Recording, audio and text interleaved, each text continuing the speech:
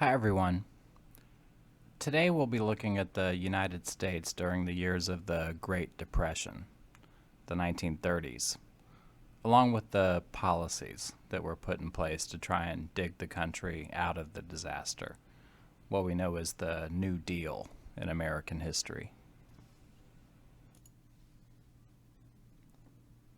On October 21st, 1929, President Herbert Hoover traveled to Michigan to take part in the golden anniversary of the Festival of Light, organized by Henry Ford to commemorate the invention of the light bulb by Thomas Edison 50 years earlier. Here we see from right to left Edison, Hoover, and Ford arriving at the event. 8 days later, on what became known as Black Tuesday, the American stock market crashed. As panic selling set in, more than $10 billion in market value, in today's money, 10 times that amount, completely vanished in just 5 hours. Here we have an image of New Yorkers reacting to the crash as the news began to grip all of Wall Street. Very quickly, the United States, and indeed the rest of the world, found itself in the clutches of the Great Depression, the greatest economic disaster in modern history.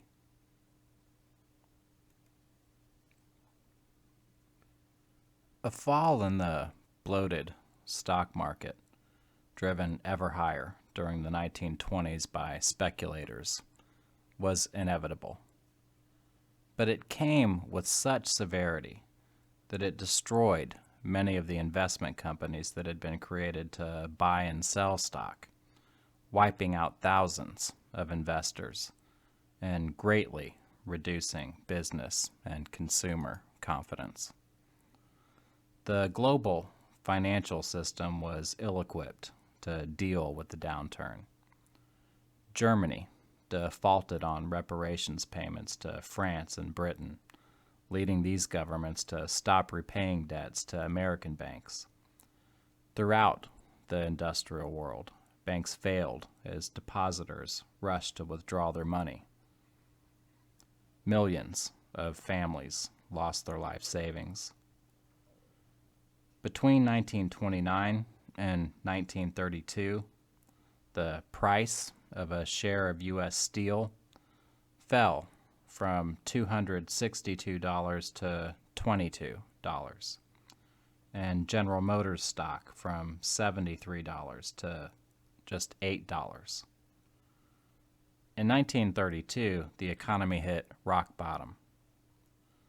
Since 1929, the gross national product, the value of all the goods and services in the country, had fallen by 1/3, prices by nearly 40%, and more than 11 million Americans, 25% of the labor force, could not find work.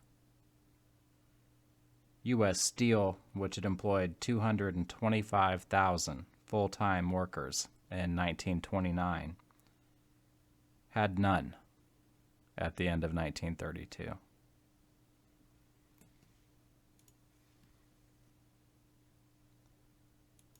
The Depression completely transformed American life. Hundreds of thousands of people took to the road in search of jobs. Hungry men and women lined the streets of major cities. In Detroit, 4,000 children stood in bread lines each day seeking food. Thousands of families, evicted from their homes, moved into ramshackle shanty towns, dubbed Hoovervilles, that sprang up in parks and on abandoned land. Here in this photograph, we have an example taken in Lower Manhattan in 1932. The image of big business, carefully cultivated during the 1920s, collapsed as congressional investigations revealed massive irregularities committed by bankers and stockbrokers. Banks had knowingly sold worthless bonds. Prominent Wall Streeters had unloaded their own portfolios while advising small investors to maintain their holdings. In the eyes of many Americans, President Herbert Hoover's response to the Depression seemed inadequate and uncaring. Businessmen strongly opposed any federal aid to the unemployed, and many publications at the time called for individual belt tightening as the road to recovery. Hoover strongly opposed on principle to direct federal intervention in the economy, talked about what he called associational action, placing his faith in voluntary steps by business to maintain investment and employment, something few found it possible to do. Hoover attempted to restore public confidence, making frequent public statements that the tide had turned, but these comments only worked to make him appear completely out of touch with reality.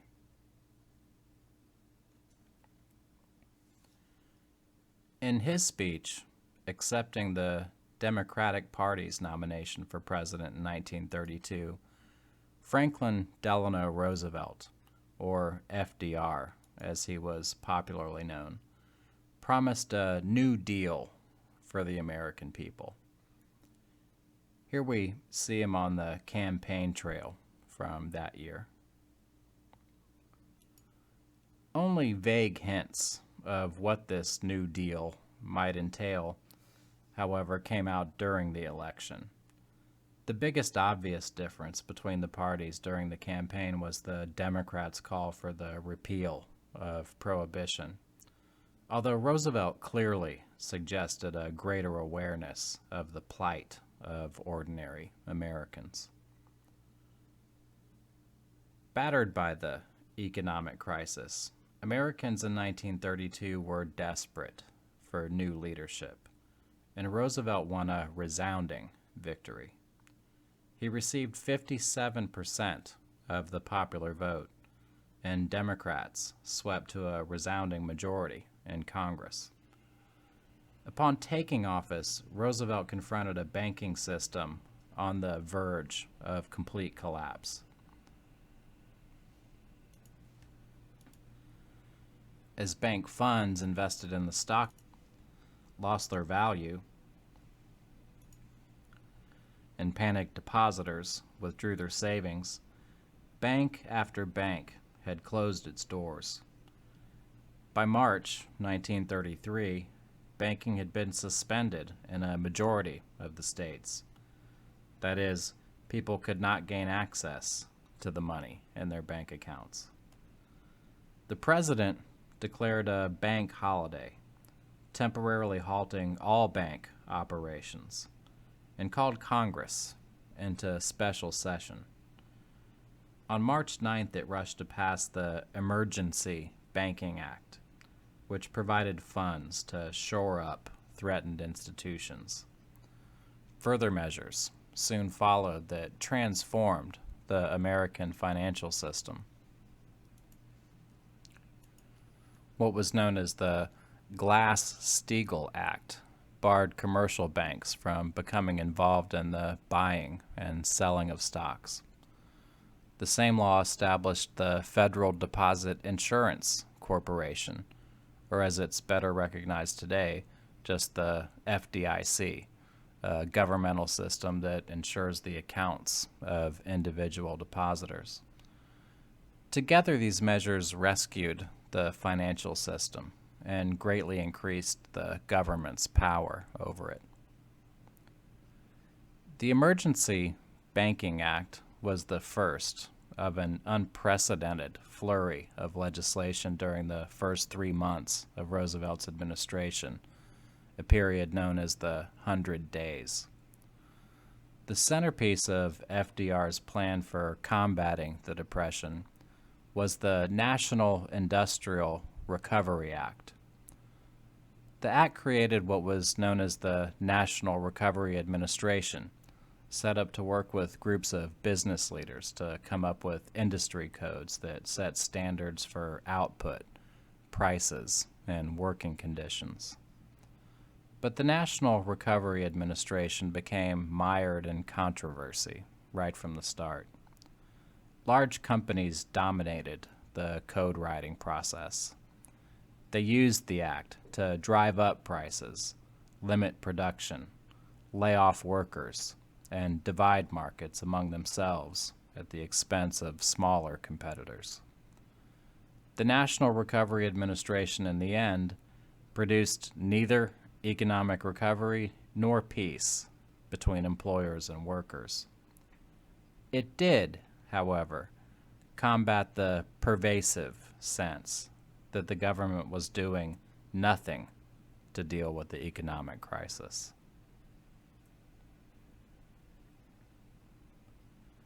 The 100 Days also brought the government into providing relief to those in need.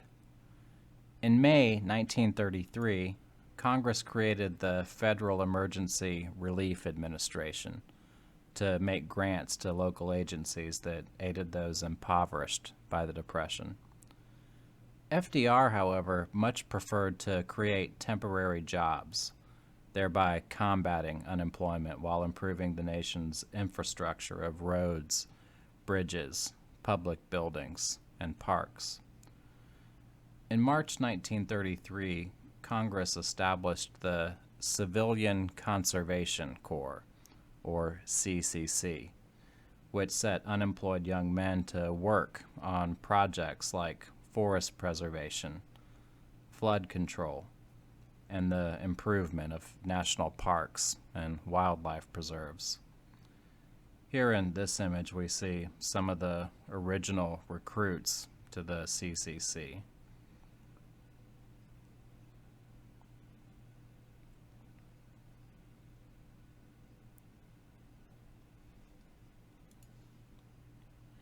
And here's one from a CCC work camp in Vermont. By the time the program came to an end in 1942, more than 3 million persons had passed through CCC camps, as they were known, where they received government wages of $30 per month. One section of the National Industrial Recovery Act created what was known as the Public Works Administration, or PWA, with an appropriation of $3.3 billion, directed by the Secretary of the Interior, Harold Ickes. What the Public Works Administration did was build roads, schools, hospitals, and other public facilities. The Tennessee Valley Authority, or TVA, another product of the 100 Days, built a series of dams like the Chickamauga Dam spillway that we see in this photograph to prevent floods and deforestation along the Tennessee River, and to provide cheap electric power for homes and factories in a 7-state region where many families still lived in isolated log cabins.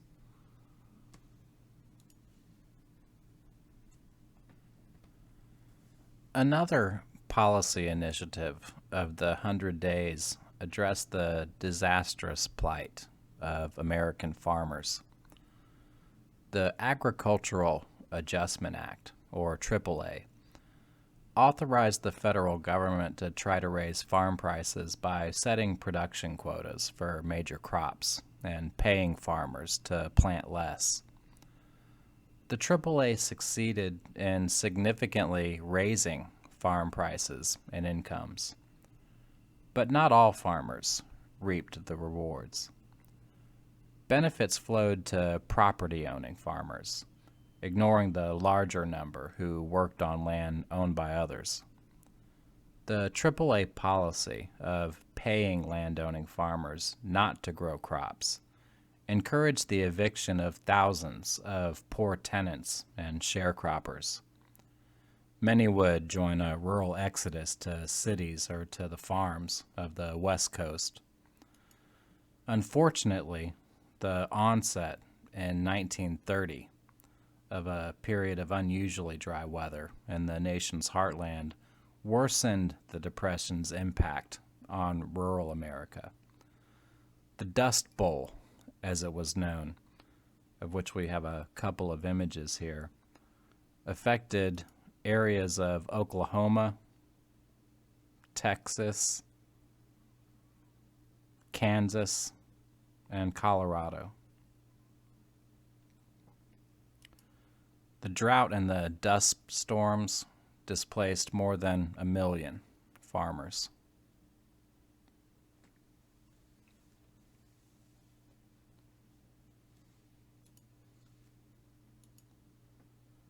The Depression also devastated the American housing industry. The construction of new residences all but ceased, and banks and savings and loan associations that had financed homeownership collapsed, or to remain afloat, foreclosed on many homes, 250,000 in 1932 alone. Millions of Americans were living in overcrowded, unhealthy urban slums or in ramshackle, rural dwellings. Private enterprise by itself was unlikely to solve the nation's housing crisis. Roosevelt spoke of the security of the home as a fundamental right. In 1933 and 1934, his administration moved to protect homeowners from foreclosure and to stimulate new construction. The Homeowners Loan Corporation and Federal Housing Administration insured millions of long-term mortgages issued by private banks. At the same time, the federal government itself built thousands of units of low-rent housing. Thanks to the Federal Housing Administration and later the Veterans Administration, homeownership came within reach of tens of millions of families. It became cheaper for most Americans to buy single-family homes than to rent apartments for a while.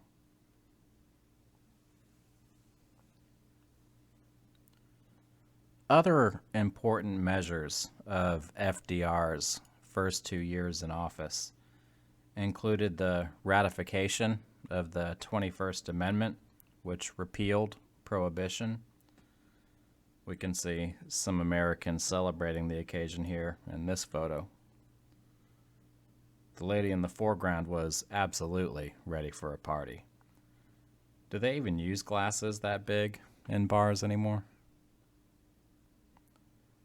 The Federal Communication Commission was also created to oversee the nation's broadcast airwaves and telephone communications.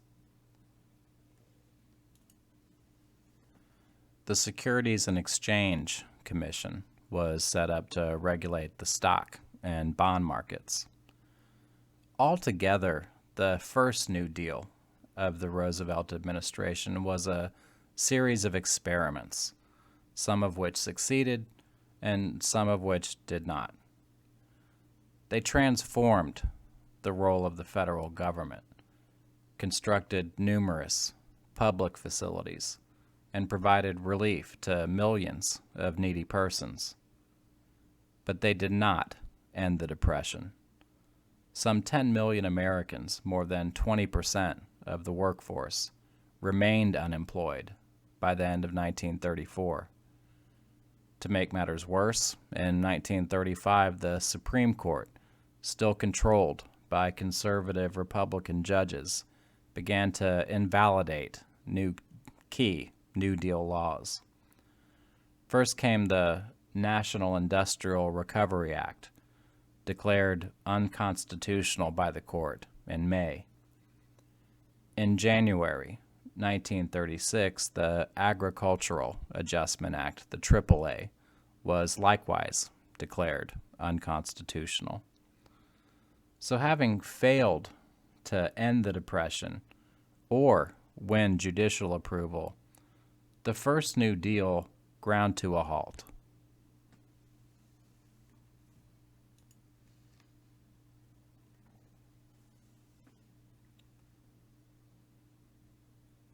The most striking development of the mid-1930s was not the mobilization of millions of workers in mass production industries, but the fact that, unlike in the past, the federal government now seemed to be on the side of labor.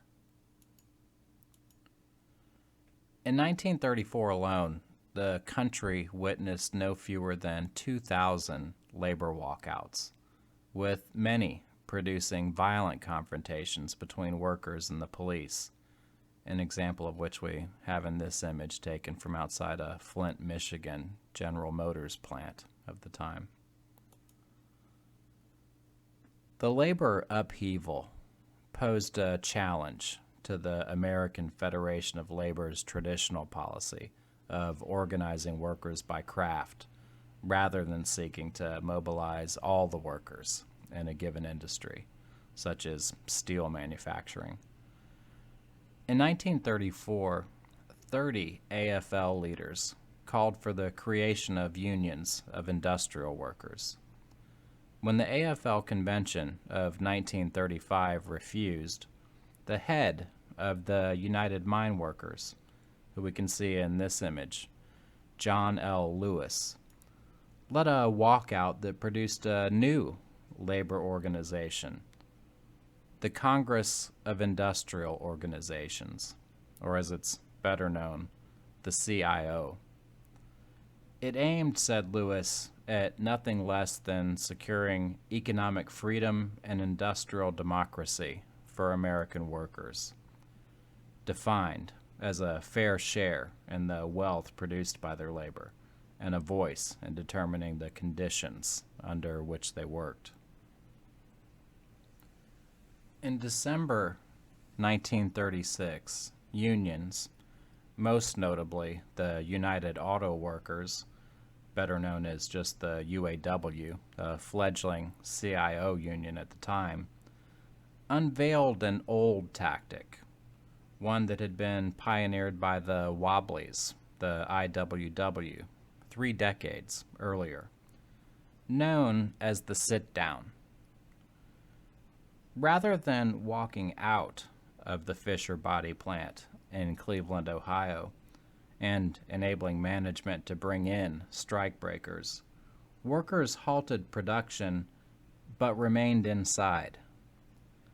Sit-downs soon spread to General Motors plants in Flint, Michigan, the nerve center of automobile production. On February 11th, 1937, General Motors agreed to negotiate with the UAW. By the end of 1937, the UAW claimed 400,000 members. The victory in the auto industry reverberated throughout industrial America. Steelworkers had suffered memorable defeats in the struggle for unionization, most notably at Homestead in 1892 and in the Great Steel Strike of 1919. But in March 1937, fearing a sit-down campaign and aware now that it could no longer count on the aid of state and federal authorities, U.S. Steel, the country's single most important business firm, agreed to recognize the Steelworkers Organizing Committee, forerunner of the United Steelworkers of America. Union membership reached 9 million by 1940, more than double the number in 1930. Workers gained new grievance procedures and seniority systems that governed hiring, firing, and promotions. The CIO unions helped ultimately to stabilize a chaotic employment situation and offered their members a sense of dignity and freedom.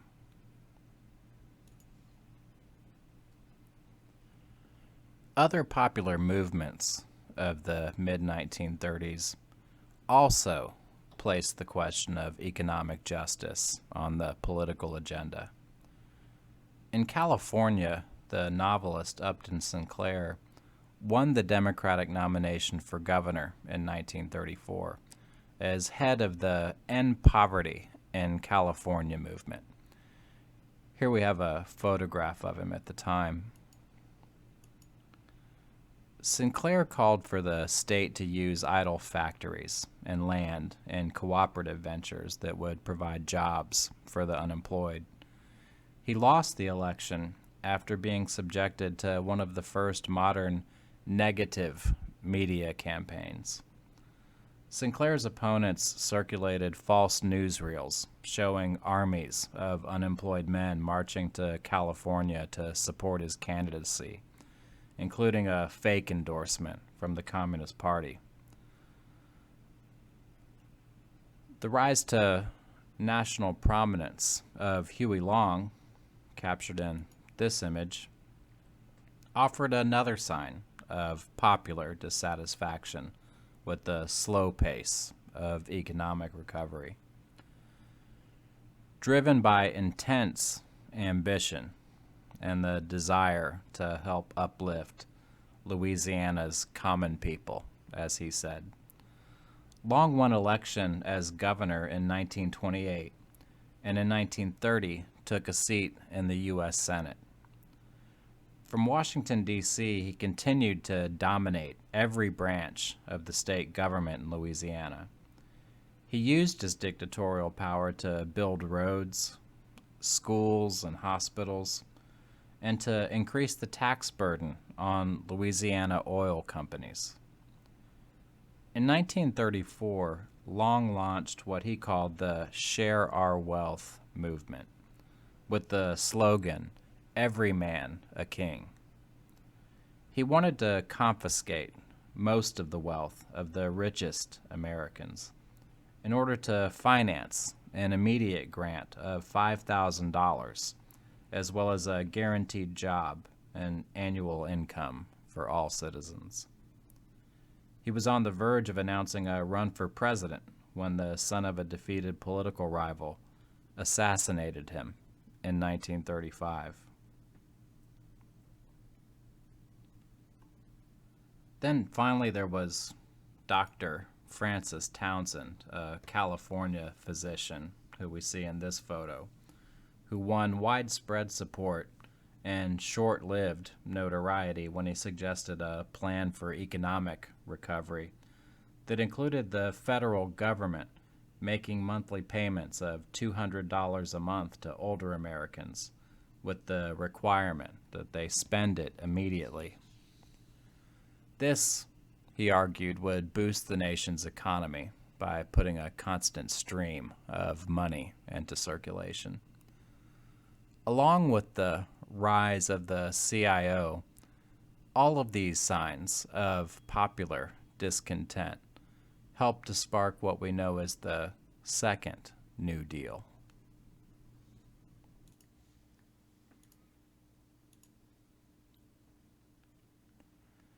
Buoyed by Democratic gains in the midterm elections of 1934, Roosevelt in 1935 launched the Second New Deal.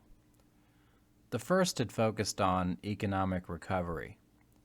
The emphasis of the second was economic security, a guarantee that Americans would be protected against unemployment and poverty. By 1935, more and more New Dealers had concluded that the government should no longer try to plan business recovery, but should try to redistribute the national income with the goal of sustaining mass purchasing power in the consumer economy. A series of measures in 1935 attacked head-on the problem of weak demand and economic inequality. Congress levied a highly publicized tax on large fortunes and corporate profits. This was in direct response to the popularity of Huey Long's Share Our Wealth campaign.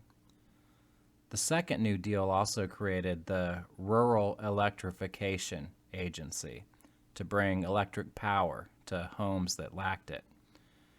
Here in this image we see some ERA workers laying down power lines. 80% of the farms as late as 1934 in the country were still without electricity. Part of the ERA's purpose was to enable more Americans to purchase household appliances.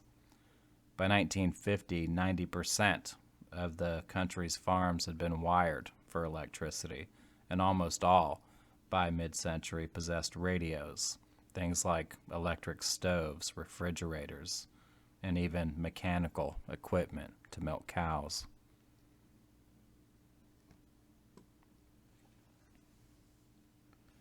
FDR in 1935, approved the establishment of what in many ways became the most popular program of all the New Deal years, what was known as the Works Progress Administration, or WPA.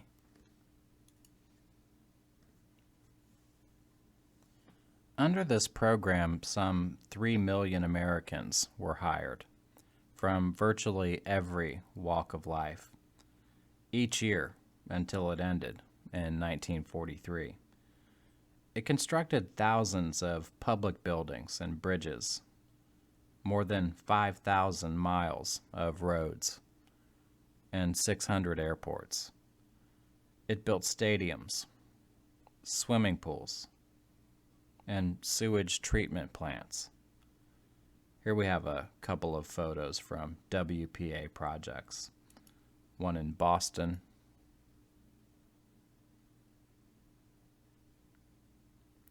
and another one here from Tuskegee, Alabama. Unlike previous work relief programs, the WPA employed many out-of-work white-collar workers and professionals, even doctors and dentists. Perhaps the most famous WPA projects were in the arts. The WPA set hundreds of artists to work, decorating public buildings with murals. It hired writers to produce local histories and guidebooks to the 48 states, and to record the recollections of ordinary Americans, including hundreds of Black Americans who could still recount living memories of slavery.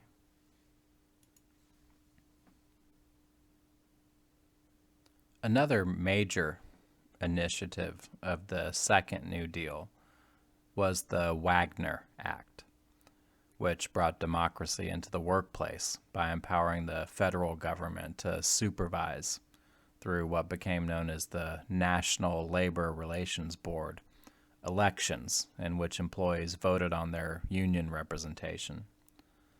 The Wagner Act also outlawed what were deemed unfair labor practices, including the firing and blacklisting of union organizers. The centerpiece of the Second New Deal, however, was the Social Security Act of 1935. Here we have a photo of FDR when he signed the bill into law. It embodied Roosevelt's conviction that the national government had a responsibility to ensure the material well-being of ordinary Americans.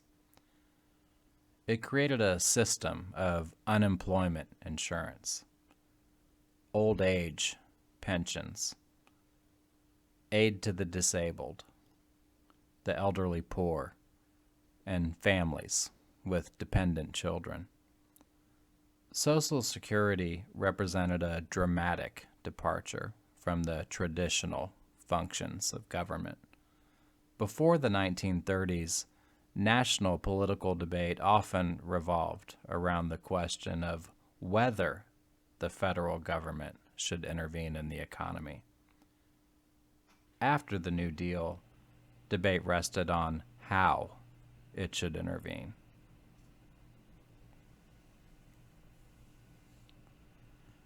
Along with being a superb politician, Roosevelt was a master of political communication.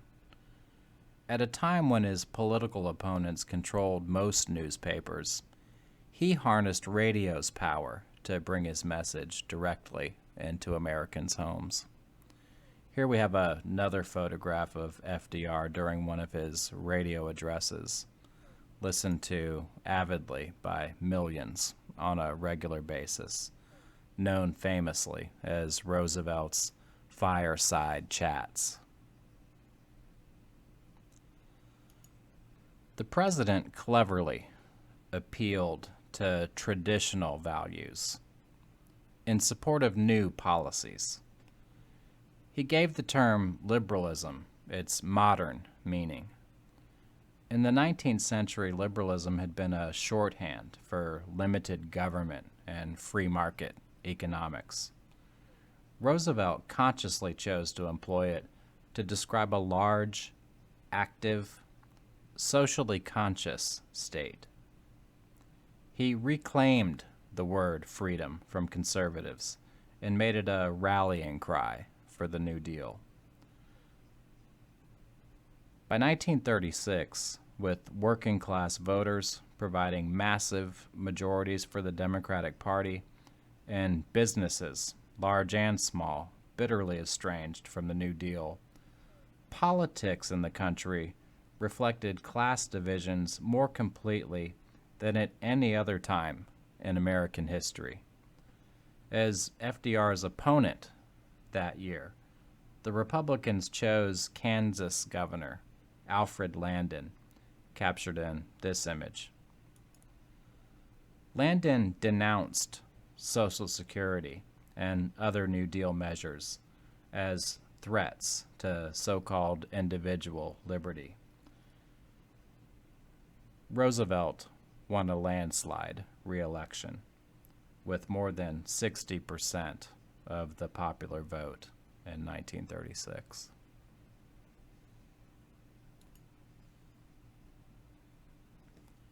Unfortunately for FDR, the year 1937 witnessed another sharp downturn of the economy.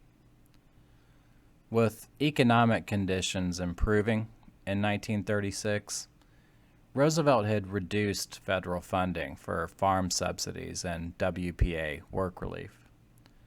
It proved to be a disastrous mistake. Unemployment, still 14% at the beginning of 1937, rose to nearly 20% again by year's end.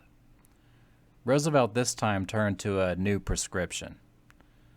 In 1936, in his extremely influential work, The General Theory of Employment, Interest, and Money, the British economist John Maynard Keynes, who we have in this photograph, challenged scholars' traditional belief in the sanctity of balanced budgets. Large-scale government spending, he argued, was necessary to sustain purchasing power and stimulate economic activity during downturns. Such spending should be enacted, he insisted, even at the cost of a budget deficit. That is a situation in which the government spends more money than it takes in. By 1938, this was the plan that Roosevelt was ready to go with. Public spending, following what came to be known as Keynesian economics, would now be the government's major tool for combating unemployment and stimulating economic growth.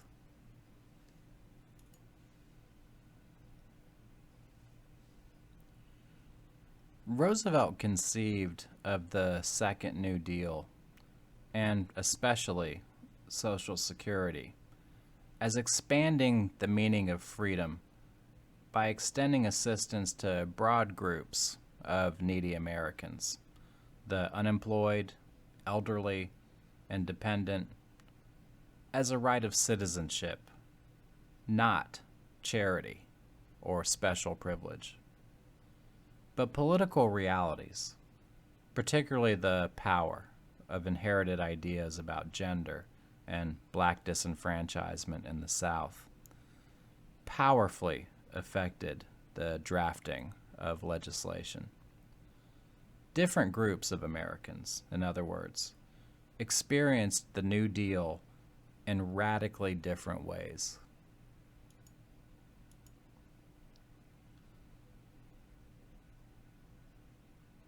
The New Deal brought more women into government than ever before in American history. A number of talented women, including Secretary of Labor Frances Perkins, who we see in this photograph, advised the president and helped to shape public policy. Most prominent of all was Eleanor Roosevelt, captured in this image, who completely transformed the role of First Lady, turning a position with no formal responsibilities into a base for political action. She traveled widely, spoke out on public issues, wrote a regular newspaper column, and worked to enlarge the scope of the New Deal in areas like civil rights, labor legislation, and work relief.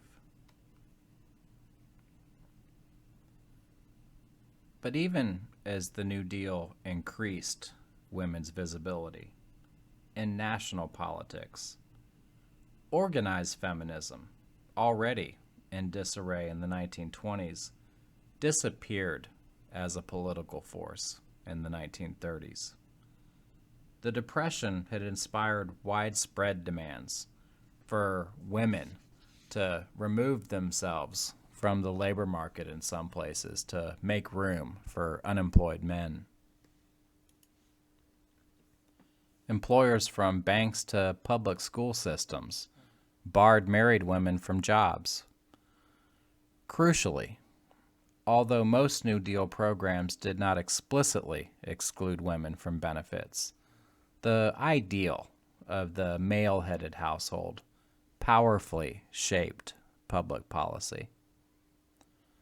Since paying taxes on one's wages made one eligible for the most generous Social Security programs, old age pensions, and unemployment insurance, they left most women uncovered since they did not work outside the home.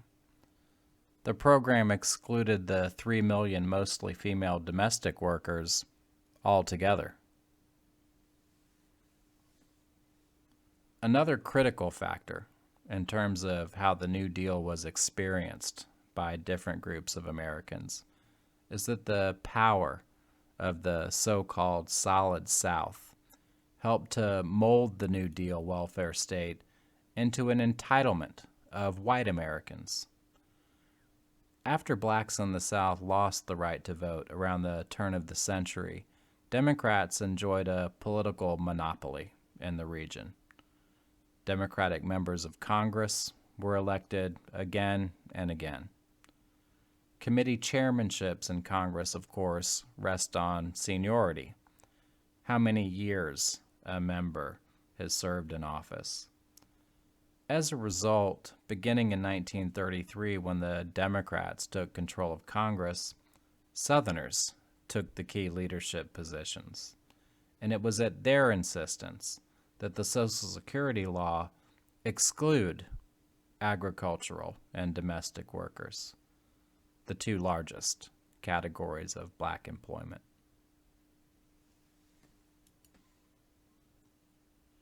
For Mexican Americans, the Depression was a wrenching experience, with demand for their labor plummeting more than 400,000, a full one-fifth of the population of Mexican origin, returned to Mexico. Those who remained mostly worked, as we can see in this image, in grim conditions in places like California's vegetable and fruit fields, whose corporate farms benefited enormously from New Deal dam construction. The dams provided them with cheap electricity and water for irrigation. As the last hired and first fired, as the saying goes, though, African Americans were the hardest hit by the Depression. Even those who retained their jobs now faced competition from unemployed whites who previously considered positions like waiter and porter beneath them. Half of the families in Harlem received public assistance during the 1930s. Here we have a couple of photos of children in Harlem during the Depression years. Some boys reading the newspaper and a girl walking down the street. Although FDR seems to have had little personal interest in race relations or civil rights, he did appoint Mary McLeod Bethune, who we have in this photograph, a prominent black educator, as a special advisor on minority affairs, as well as a number of other African Americans to important federal positions. Still, this hardly made up for the fact that most employed black Americans, 60% of the whole and 85% of employed black women,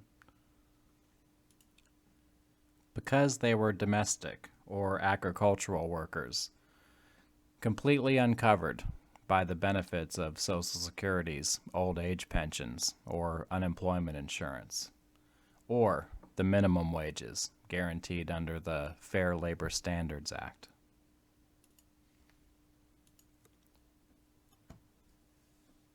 Despite the limitations of the New Deal, the mid-1930s marked a historic moment in American history when the left, an umbrella term for socialists, communists, labor radicals, and many New Deal liberals, enjoyed a shaping influence on the nation's politics and culture. The CIO and Communist Party became in these years focal points for a broad social and intellectual impulse that helped to redraw the boundaries of American freedom. An obscure, faction-ridden organization when the Depression began, the American Communist Party experienced remarkable growth in the 1930s. It was not so much the party's ideology as its vitality, its involvement in a mind-boggling array of activities, including demonstrations by the unemployed, struggles for industrial unionism, and a renewed movement for black civil rights that for a time made it the center of gravity for a broad democratic upsurge in the country. Here we have an image from a Communist Party rally held in Philadelphia on May Day, 1935. At the height of what became known as the Popular Front, a period during the mid-1930s when the Communist Party sought to ally itself with socialists and New Dealers and movements for social change, urging reform of the capitalist system rather than revolution. Communists gained an unprecedented respectability in parts of the country. In theater, film, and dance, the Popular Front vision of American society sank deep roots and survived much longer than the political moment that gave birth to it. The movement preached that social and economic radicalism, not support for the status quo, defined true Americanism. Ethnic and racial diversity were the glory of American society, not a threat to it. And the American way of life meant unionism and social citizenship, not the unbridled pursuit of wealth.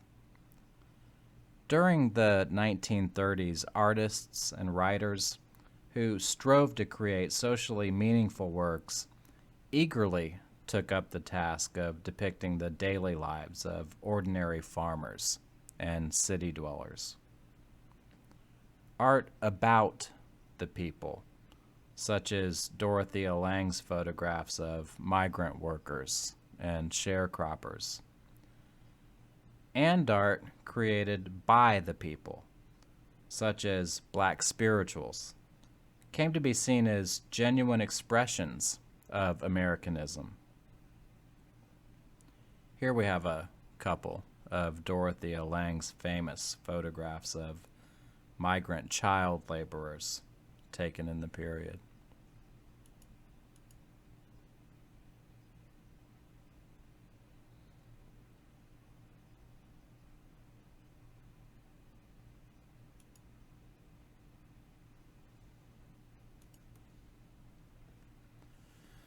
As the final years of the decade approached, the New Deal, as an era of far-reaching social reform, had already started to recede. A period of political stalemate followed the midterm congressional election of 1938. For many years, a conservative coalition of Southern Democrats and Northern Republicans dominated Congress. Further reform initiatives became all but impossible. The Roosevelt administration, moreover, increasingly began to focus its attention on the storm gathering in Europe with the rise to power of Adolf Hitler and the Nazis in Germany. In retrospect, given the scope of the economic calamity it tried to counter, the New Deal seems limited in many ways. Compared with later European welfare states, Social Security remained restricted in size and modest in cost. The New Deal failed to address the problem of racial inequality and in some ways magnified it. Yet, even as the New Deal faded, its substantial accomplishments remained. It greatly expanded the federal government's role in the American economy and made it an independent force in relations between industry and labor. The government influenced what farmers could and could not plant, required employers to deal with unions, insured bank deposits, regulated the stock market, loaned money to homeowners, and provided payments to a majority of the elderly and unemployed.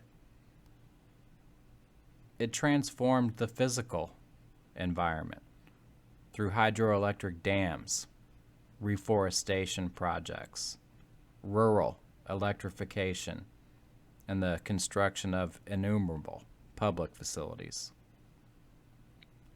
It restored faith in democracy and made the federal government an institution directly experienced in Americans' daily lives and directly concerned with their welfare. It redrew the map of American politics. It helped to inspire and was powerfully influenced by a popular upsurge that recast the idea of freedom to include a public guarantee of economic security for ordinary citizens, and that identified economic inequality as the greatest threat to American freedom. The New Deal certainly improved economic conditions in the United States, but it failed to generate sustained prosperity. More than 15% of the workforce remained unemployed in 1940. It would be the mobilization of the nation's resources to fight in the greatest catastrophe of the 20th century, the Second World War, that finally dug the country out of the Great Depression. And that's where we'll pick things up next time.